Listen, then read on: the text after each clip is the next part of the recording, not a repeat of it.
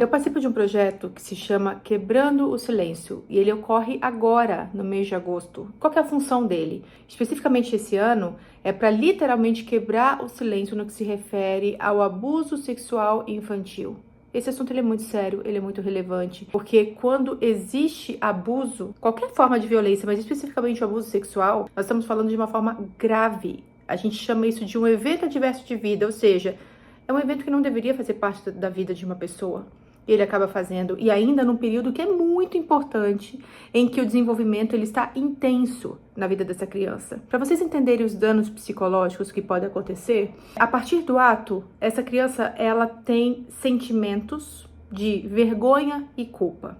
A vergonha acaba provocando isolamento social, a vergonha acaba fazendo com que essa criança não busque ajuda, a vergonha acaba fazendo com que isso impacte no seu modo de enxergar o seu corpo, a sua autoestima no sentido de eu não sei se eu sou capaz, eu não sei se eu sou merecedora de felicidade, uma sensação de menos-valia. O sentimento de culpa de maneira intensa, ele acaba sendo o melhor ambiente para desenvolvimento de transtornos mentais. Porque a culpa é um sentimento muito perigoso quando ela permanece por mais tempo do que deveria. E como o silêncio permanece, essa culpa acaba fazendo morada. E aí, essa criança acaba entrando no grupo de risco, em alto grupo de risco para o desenvolvimento de qualquer tipo de transtorno mental.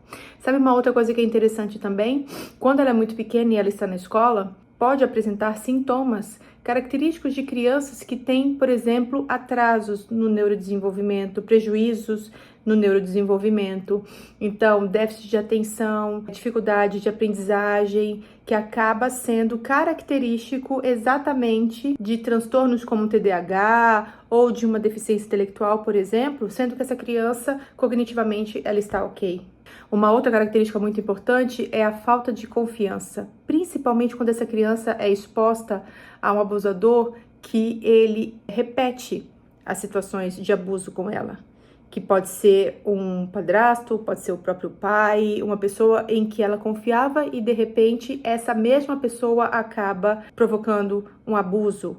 Nesse momento, essa criança passa a desconfiar das figuras de autoridade, ela passa a desconfiar de adultos, ela passa a não confiar naquelas pessoas que de repente poderiam ajudar.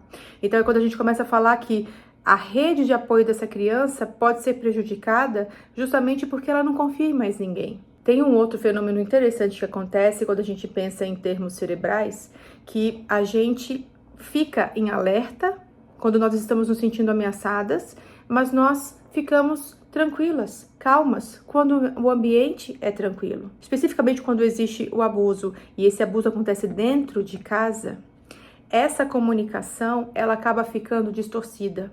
Então eu passo para o automático, algo que deveria fazer parte da minha consciência, esse estado de alerta. Eu não consigo mais desligar, desconectar, ficar tranquila, ficar calma, porque até o meu ambiente ele se torna aversivo. Isso a longo prazo, aumento de tensão, de estresse, e aí a gente começa a ver efeitos colaterais no próprio corpo. As doenças físicas, doenças crônicas, dores crônicas, elas também podem ser sequelas, efeitos de abusos sexuais.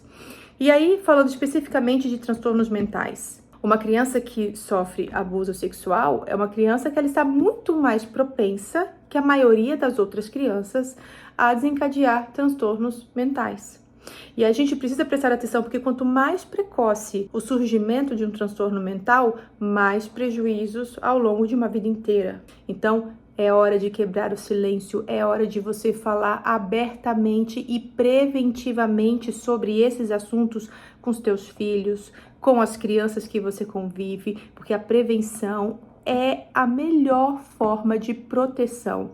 Por outro lado, se você detectou ou se você desconfia que existe alguma criança que possa estar sofrendo abuso, Disque 100.